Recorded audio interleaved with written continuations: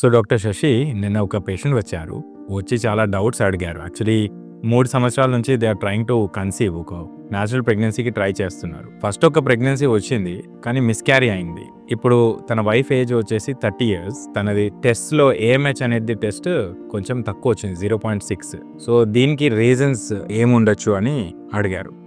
AMH అనేది general values మనకు చూసుకుంటే రిప్రొడక్టివ్ ఏజ్ ఇండివిజువల్స్ 23 ఇయర్స్ నుంచి 28 ఇయర్స్ వరకు అరౌండ్ 2.5 నుంచి 3 వరకు ఉండాలి కదా.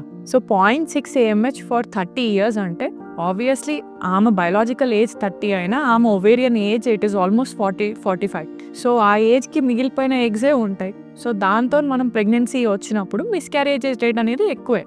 కాకపోతే ఏజ్ 30 ఇయర్స్ కాబట్టి still there is good chance, fair chance of having a natural pregnancy with take home baby.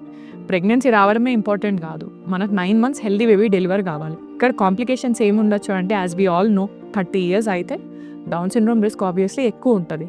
అలానే ఏఎంహెచ్ వాల్యూ 0.6 ఉంది కాబట్టి డెఫినెట్లీ రిస్క్ అనేది డబుల్ ఉంటుంది. సో ఫస్ట్ మనం పీజీటీఏకి వెళ్తే I think this will help in our case. తన wife software employee, తనకి నైట్ షిఫ్ట్ చాలా ఎక్కువ ఉన్నాయి, స్ట్రెస్ కూడా చాలా హై ఉందని చెప్పారు. సో తనకి మనం ఏం సజెస్ట్ చేయొచ్చు? ఒక్కటి ఏంటంటే డెఫినెట్గా స్ట్రెస్ లెవెల్ అనేది ఎక్కువే ఉంటుంది and sitting job second thing and night shifts కాబట్టి మనకు స్లీప్ డిస్టర్బెన్సెస్ వల్ల ఓవ్యులేటరీ డిస్ఫంక్షన్ అనేది అవ్వచ్చు. సో దీనివల్ల మనం హౌ వీ కెన్ ఇంప్రూవ్ అంటే అచీవబుల్ టార్గెట్స్ ఇవ్వడం బెటర్. సో మనం ప్రొఫెషన్ అయితే చేంజ్ చేసుకోమని చెప్పలేము, it's a livelihood. So how we can reduce the stress? నైట్సే కంటిన్యూస్గా ఎవరికి ఉండవు. సో ప్రతి మంత్ 15 days నైట్ ఉంటుంది, 15 days మార్నింగ్ ఉంటుంది. So 6 to 8 hours of uninterrupted sleep morning పూట ఉన్నా మనం అది చాలా బెటర్ రెగ్యులేషన్ కోసం, ఓవ్యులేషన్ రెగ్యులేషన్, మెన్స్ట్రువల్ రెగ్యులేషన్ కోసం చాలా బెటర్. అండ్ ఇంకేం ఇంప్రూవ్ చేయొచ్చు అంటే సెడెంటరీ లైఫ్ స్టైల్.